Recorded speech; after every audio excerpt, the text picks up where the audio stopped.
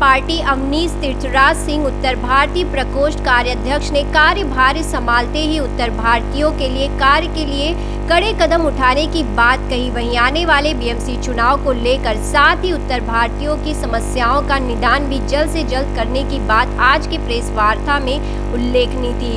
अवनीश सिंह ने कृपाशंकर सिंह के बीजेपी में शामिल होने की बात पर भी अपना विचार रखा तो कंगना की आज़ादी वाली कंट्रोवर्सी पर भी खूब बरसे। चलिए आपको मिलाते हैं उत्तर भारतीय प्रकोष्ठ के अवनीश तीर्थराज सिंह उत्तर भारतीय प्रकोष्ठ कार्य अध्यक्ष से क्या कुछ कहना था और मीडिया से खास बातचीत में देखिए मुंबई से यह खास रिपोर्ट।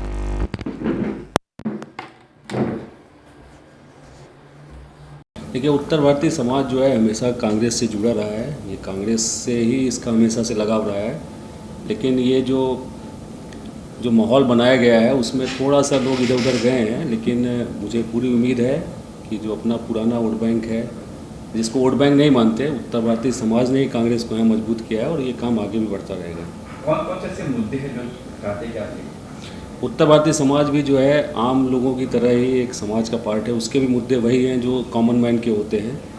एक दो मुद्दे ऐसे हैं, जैसे ओबीसी का एक मुद्दा है, जो कि उत्तर भारत में जो ओबीसी है वो यहाँ पे ओबीसी नहीं होते हैं, और हॉकर्स के मुद्दे हैं। ऐसे कई मुद्दे हैं जो उत्तर भारतीय समाज के लिए काफ़ी पर्टिनेंट मुद्दे हैं। आप क्या काम करना चाहते हैं? देखिए, जो प्रकोष्ठ के माध्यम से जो मेरी जिम्मेदारी है, उत्तर भारतीय समाज को कांग्रेस पार्टी से जोड़ने का काम गया है। और खासकर मैं युवा वर्ग से अपील करूंगा कि कांग्रेस पार्टी में उनको जो उनका जो मोह भंग हुआ है उसको वापस लाया जाए और पार्टी को मजबूत किया जाए। एक सवाल ये भी उठता है कि आज के दौर में लोग मोदी कर रहे हैं, वहाँ अपनी कांग्रेस का पद ले लिया। देखिए, पद जो होता है और जो ये होता है वो विचारधारा से होता है। हमारा विचारधारा कांग्रेसी है और हमेशा से रहा है। ये सफलता असफलता, चुनावी असफलता, ये सब चलता रहता है। और मोदी ने जो मायाजाल बनाया है वो कभी न कभी बस्ट होने वाला है, और मुझे लगता है उसका टाइम अब बहुत जल्दी आ गया है। ऐसा तो कृपा भैया जो काफ़ी साल तक कांग्रेस में रहे, जी, सडनली अब चले गए हैं बीजेपी में। मेरी पूरी शुभकामनाएं उनको, और वो जहाँ जाए अच्छा है। और कांग्रेस ने शायद वो ये कई बार बोल भी चुके हैं, और ये फैक्ट भी है कि कांग्रेस पार्टी ने उनको बहुत कुछ दिया है। अब वो क्यों गए, कैसे गए, ये तो उनका लुकआउट है, वही शायद ज़्यादा अच्छे से समझा सके। लगता है कि आने वाले समय में कांग्रेस का कुछ जिस तरह से चल रहा है, हर बार मोदी करने को तो लगता है कि आगे कुछ ये भी चुनाव में कुछ 100% आएगी, अच्छी चीज़ें आएगी। जैसा हम लोगों को ज़मीनी लेवल पे दिख रहा है कि चीज़ें अभी चेंज हो रही हैं, और बीजेपी का जो ये मोह भंग होने की प्रक्रिया अब चालू हो गई है। अच्छा, मुंबई कांग्रेस की तरफ से पंचायत शुरू हो चुकी है, अब तक कितनी पंचायतें हो चुकी है? देखिए, पंचायत अभी एक भी नहीं हुई है, लेकिन जैसा भाई जगताप जी ने घोषणा किया था उसकी कमेटी बन रही है। हमारे समाज के जो बड़े बड़े नेता हैं वो सब मिलकर एक कमेटी बना के इसकी शुरुआत बहुत धूम धड़ाके से करने वाले हैं हम लोग। अच्छा, आने वाले महानगर पालिका की नजर रखते हुए किन मुद्दों को आप देखेंगे, आप आगे रखेंगे? जैसे जो बीएमसी के अंदर सारे जो मुद्दे आते हैं, सफाई, गली के मुद्दे जो होते हैं, और महंगाई वाला जो मुद्दा एक चल रहा है, हॉकर्स का एक बड़ा मुद्दा है हमारे लिए, और एक प्रॉपर्टी टैक्स का एक घोषणा हुआ था लेकिन इम्प्लीमेंट नहीं हो पाया बीएमसी के माध्यम से, जो 500 स्क्वायर फीट के नीचे वाला था।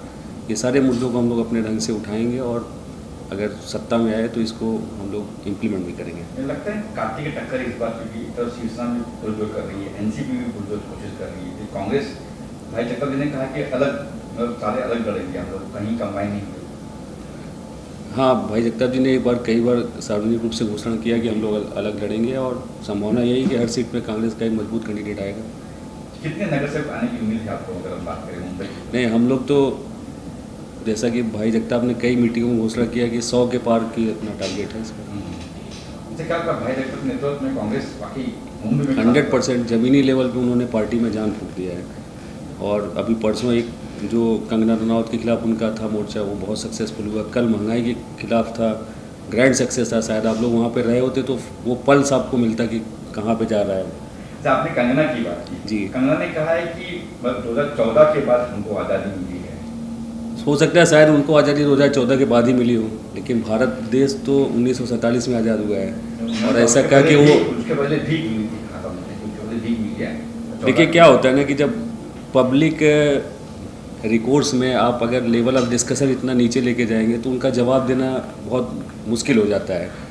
और ये उन्होंने सरासर हमने जो आज़ादी की लड़ाई में बलिदान किया है, हज़ारों लोगों ने अपना सब कुछ दिया है, उनका सरेसा मतलब खुल के वो अपमान कर रहे हैं। और इसके पीछे कहीं ना कहीं बीजेपी का भी साथ है, जो कि बहुत ही निंदनीय है। उसके लिए आप कुछ करने वाले ये हम लोगों ने उसके लिए उसका निषेध किया था, उसके लिए धरना दिया था और FIR करने की मांग की हमने। देशद्रोही का जो केस है उनके ऊपर दर्ज किया जाए और उनको जो पद्म भूषण मिला है उसको वापस लिया जाए।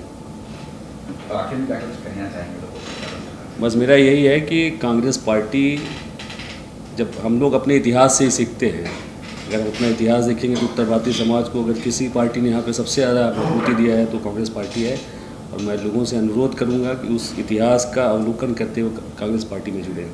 जब उत्तर भारतीय को कोई तकलीफ होती है तो कैसे आपके संपर्क करें, कैसे मिले, कैसे मिले? देखिए, अभी हम लोग जो है उत्तर भारतीय प्रकोष्ठ के माध्यम से एक हेल्पलाइन नंबर चालू करने वाले हैं, व्हाट्सएप नंबर, जिसमें हम लोग जिसके जो मुद्दे हैं, जो प्रॉब्लम्स है, उसको व्हाट्सएप करेंगे और हम लोग उससे कनेक्ट होकर वो मुद्दे को सुलझाने का ट्राई करेंगे। सर, कृपा शंकर सिंह जो है एक उत्तर भारतीय के कद्दावर नेता है और उन्होंने उत्तर भारतीय को बीजेपी में जोड़ने के लिए परिश्रम करके जो मुहिम चलाई थी, काफ़ी लोग जुड़े थे। तो कांग्रेस ने ऐसा कुछ मुहिम अभी तक नहीं चालू की है? जहाँ तक मुझे पता है, परिश्रम जो है एक सामाजिक मुहिम था, उसको राजनीतिक सोच से चालू किया गया या नहीं ये एक अलग चीज़ है, लेकिन वो कोई बीजेपी से वो नहीं था, स्पॉन्सर नहीं था। अच्छा, उत्तर भारतीय की बहुत बड़ी समस्या है जो उन्हें गांव जाने के लिए जो रेलवे टिकट लेना पड़ता है, वो बहुत बड़ी समस्या, उनको टिकट मिलता ही नहीं है जी, एक बहुत बड़ा मुद्दा है। लेते हैं उस पर कांग्रेस क्या एक्शन लेगी अगर उत्तर भारतीय के लिए अगर कुछ आप करना चाहें? नहीं, ये एक बहुत बड़ा मुद्दा है और हम लोग उचित मंच पे उचित ढंग से इस पे अनुरोध करेंगे और अपना बात रखेंगे। क्या कुछ होगा नया? देखिए, जो BMC का बजट है वो जैसा हम लोग सुनते हैं 30,000 35,000 करोड़ का सालाना बजट है, लेकिन जो बुनियादी सुविधाएं हैं वो आज भी अवेलेबल नहीं है। और उस बुनियादी समस्याओं पे कांग्रेस पार्टी मेहनत करेगी और उस समस्याओं का हल निकालने का ट्राई करेगी। मैं खासकर बात तो रोड की था, हमारे रोड के हर बार खस्ता हो जाती है, गड्ढे हो जाते हैं हर बारिश के मौसम में। तो कुछ लगता है कि ये एक सवाल बहुत बड़ा है, क्योंकि इतना बड़ा फंड है और इतना बड़ा फंड जब ज़मीन पर लगेगा तो दिखना भी चाहिए, जो कि हर बार इनके जो बड़े बड़े दावे रहते हैं वो फेल हो जाते हैं। जैसे एक बार बारिश हुआ तो इनके सारे जो दावे रहते हैं तैयारी के, वो सब खत्म हो जाते हैं। सर, कांग्रेस क्या न्याय करेगी सर इसके अंदर जीतने के बाद? कांग्रेस जो है जो बुनियादी मुद्दे हैं उस पर काम करेगी, जो BMC का जो जुरिडिक्शन होता है उस पर काम करेगी। जैसे जो बुनियादी पानी की समस्या हो गई, बारिश में जो पानी जमा होता है उसकी समस्या हो गई, ये सबसे निजात दिलाने का प्रयास करेगी। लगता है इस बार टक्कर पार्टी की होगी? हम लोगों को तो 100% लगता है और उसी लिए काम कर रहे हैं हम लोग। आप देख रहे हैं सक्षम न्यूज इंडिया, सबसे पहले सबसे तेज।